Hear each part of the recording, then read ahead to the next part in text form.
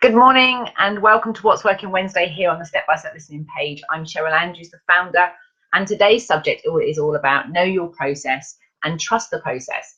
So what I mean by process, first of all, what I mean is by absolutely understanding what is the step-by-step process. Now, even if you are the most intuitive person on the planet and you do things very, very quickly and you do it, it's just a sense or a feeling, I guarantee that if you slow your thinking down and actually start paying attention to, you might have seen something, felt something, smelt something, heard something, and then that triggers a response, and then something else happens, and then something else happens. And so there is a process to what happens. And the benefit of understanding your own process is that when you get stuck, you can quickly identify where you are in your own process and what's missing, and therefore quickly resource yourself, get the help you need, and get unstuck much quicker. And when I talk about in the book, Manage Your Critic from Overwhelm to Clarity, I talk about 7 steps. So for me, it's if I'm caught in self-doubt, or we're in the Do Delegate or Ditch mastermind group this week, somebody's asked the question, how do you tell the difference between anxiety and fear? And so I've literally spent the last couple of minutes actually mapping out my process for excitement. And what I noticed is that when I'm excited, I have a thought. First of all, I can visualize something happening in the future. So I can see the mastermind group with 50 to 100 people. I can see peer support group going on. I can hear people asking questions of each other. I can hear people getting more insights and some more understanding of themselves. I can see and hear people celebrating their successes. I can hear people living better lives, working within their time frames of what works for them. I can hear them making good money and being able to give back to their community, give back to charities, give back to their families in the way that serves them. And so I have those thoughts, and when I really put my attention on them, what happens is, well, I've just noticed I've got a bit of a chest thing here. And what I was saying is that when it's all working, and I absolutely believe that that is possible, I have like a whirly feeling in my stomach, then it goes up to a firework, and I light up, and that's me being excited. So I go, yay! But I've realized excitement comes after the event, when it actually happens when I've got evidence and I've got proof that it's happening. So between then, I have this worry feeling that is like anxiety, and I have a heavy feeling on my chest. It feels a bit like an elephant's foot's being pressed, and I find it difficult to breathe. So what I know happens is that when I'm visualizing my project, whatever it might be, so at the moment I'm writing book number 2, and I'm also wanting to put it on as an online program this time. Last time I did a 21-day program. This time I want to put a 12-month mastermind program together alongside the book. So there's a lot more wisdom, a lot more information wanting to get onto this program, and I'm having to learn how to do the technology. So whilst I can visualize what the clients are getting out of it, at the same time I'm visualizing that, I'm also knowing I don't know how to, and I don't know the timelines, and I don't know the process yet, and therefore it feels a little bit uncomfortable. And if I stay with that uncomfortable, that's a fear, I kind of hold my breath and stop breathing, which of course then means I can't think very clearly. So now that I know that, as soon as I feel this kind of tightness in my chest, I have a choice, because I can work out, when I've got a fear like that, what would I like to have happen? And I can work out my process for managing fear. And what I know works for me is to, 1, take a deep breath. And I have a confidence process. It's my own 10-step process. So I need to chat with purpose. I need to really listen to my self-talk. I need to listen to what I'm saying and pay attention and be more purposeful with my own words and language. That's the C on the confidence process for me. The outcome for me is be very clear on my outcome. So what do I want to have happen? Why do I want it? And who do I want it for? And so I'll be looking at what's the intention behind this program. What is it? So getting really clear. I know that, and I won't go into details with you right now. Needs met is where I check out what do I need in terms of resource and support, and what I know that I need, that I'm lacking right now, is big chunks of time in my diary where I can really absorb myself in the learning process and really absorb myself in actually learning how to do the online programs. So I know that that's something that's not quite right. The next bit is to focus on my strengths. So actually looking when I'm planning my best. So what I know about my planning process is that I have to physically see it. So I need to see chunks of time. I have to see it blocked in my diary. So just having it as a task or on to-do list won't work. I need to see whole chunks of diary time out. And what I did that didn't work is I booked the last 2 weekends or 3 weekends out, and Mark had other projects going on. So I was working or playing, if you like, learning at the weekend. And what I've realized has happened is that meant I haven't had any real downtime. I haven't really switched off from giving myself a break. And what I know, the I is for intervals. I need, in order to maintain confidence, my process is that I need to take breaks from working, learning, living. I just need to be quiet, whether it's meditation time, whether it's holiday time, but I need quiet time on my own with my own thoughts. And so just knowing this confidence process, my own process, it's really quick for me to just quickly go through the 10 steps and find out what it is I need to do. So right here, as I'm talking to you, I can instantly say, right, I need to have a plan and I need to see chunks of time. I need to take some quiet time out for myself. I'm not doing that. And I need to focus on solutions.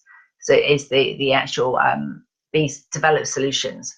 So what I need is a clear plan on the wall that is something that, and actually I've got the plan downstairs in the workshop room, and what I need is for it to be up here where I work, because I can see it on a regular basis and I will remind myself what I'm doing and when I'm doing it. The other bit is embedding the learning. So what I'm realizing is that another process that we talk about is the author's journey. And I know the very beginning part of the author journey is very much dreaming and thinking and talking about it to people, and then you're planning and structuring. And often authors feel like they're not getting anywhere because there's no evidence. So by recognizing that as a learning, I know that I'm in that part of the process right now with my book. And it can start to feel like I'm not getting anywhere. It can start to feel like I'm not making any progress. But if I remember the learning from writing book number 1 and everything I teach for the author's journey, I can instantly remind myself that there's other ways of measuring it. And so I've got the mastermind group running. We are having engaging conversations. I can hear and see that those kind of discussions that I visualize for the future are going to happen. And the bit that's missing is the extra bits I want to give people, to give them more tools, more information than I can give them in a 2-hour coaching session once a month.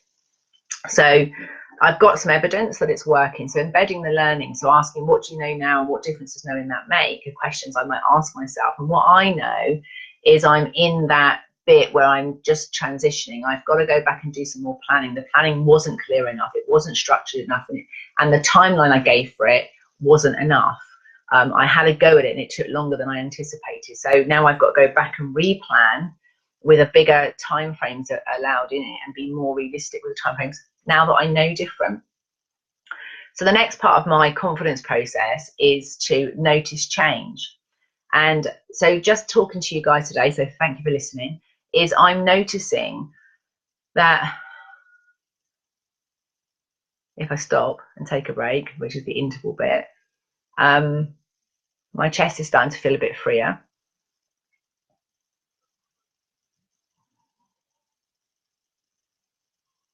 Anxiety is settling. And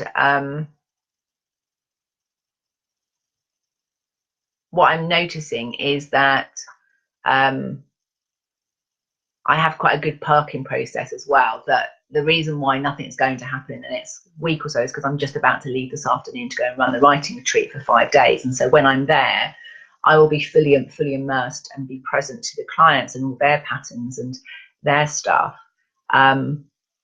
But what I'm also noticing is that having taken some time out, I know that I need to make sure if I'm going to be living and working with people for 24/7 for 5 days, that within that time frame, I need some time where I am just quiet with myself, as I can't process everything.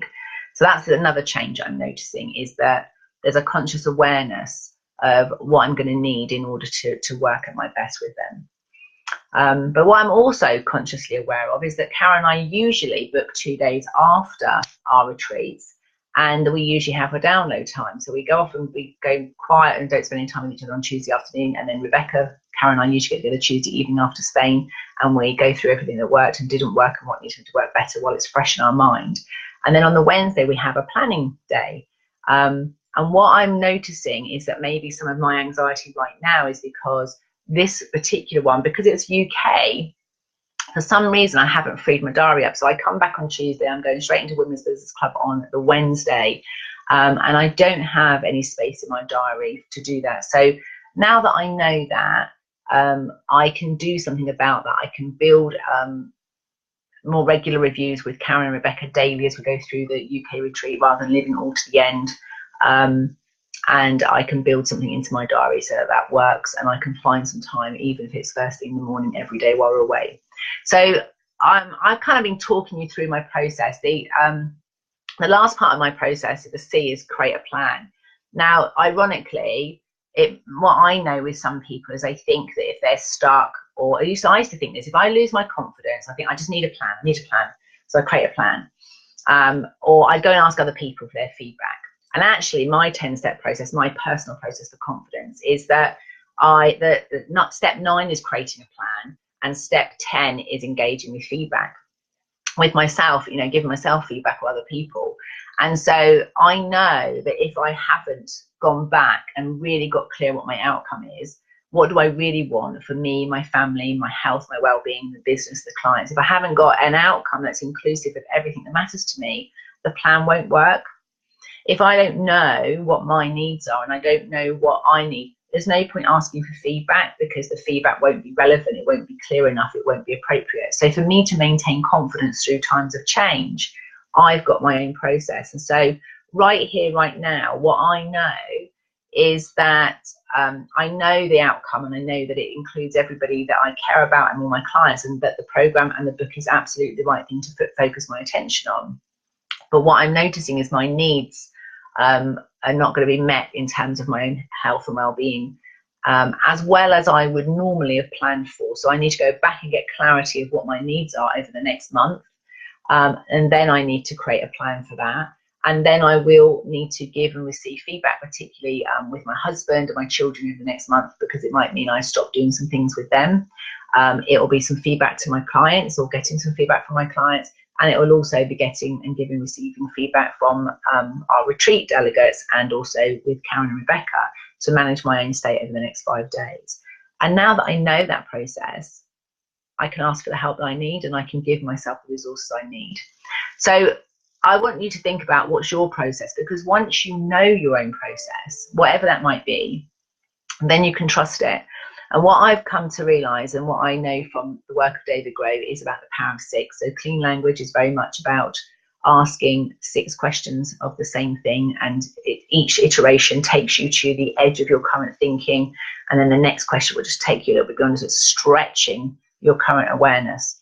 He also talks about 6 spaces, so actually exploring the thing that you want to get more clarity about in different spaces. So you might sit on in the front room talking about it to yourself in one place. You might go to the garden, you might walk around, you might go to a beach, you might travel countries or towns or villages. It could be huge spaces in between.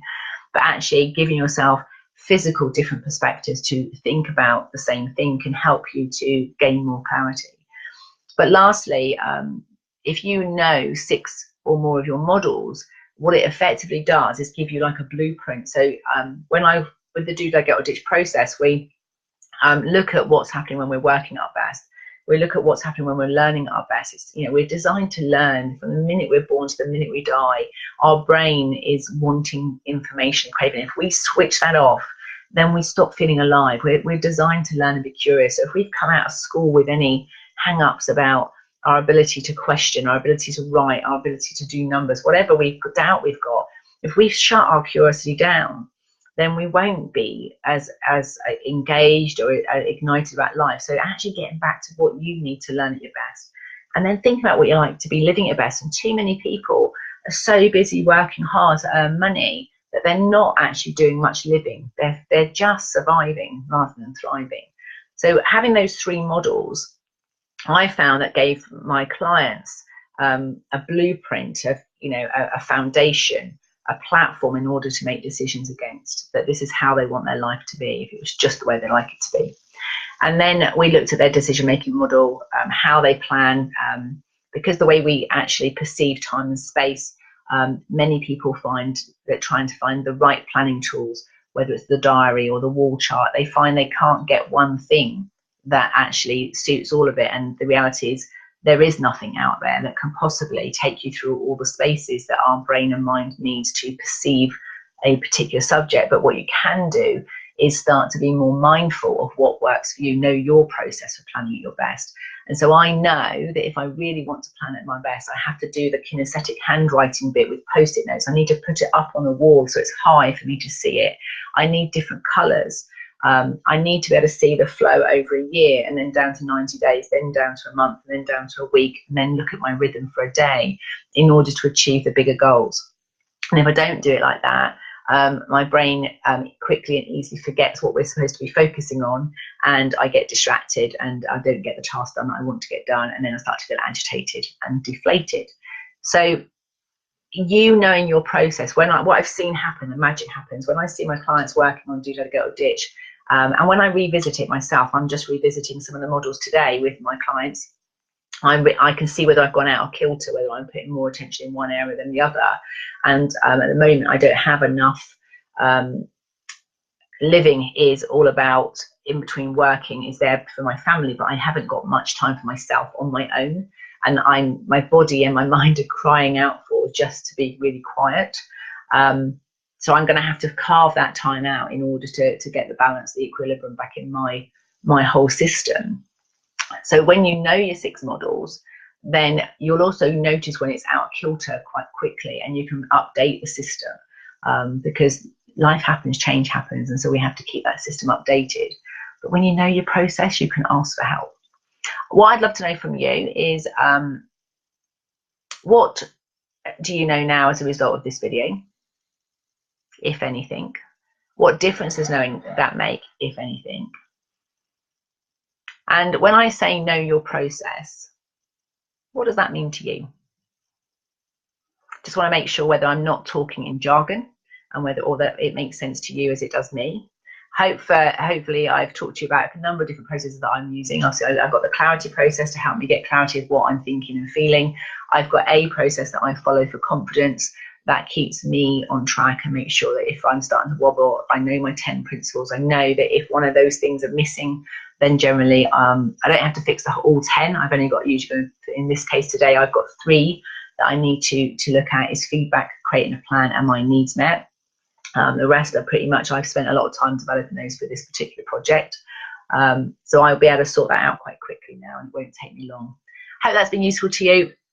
Have a fantastic week, and I will see you next Wednesday. Bye-bye.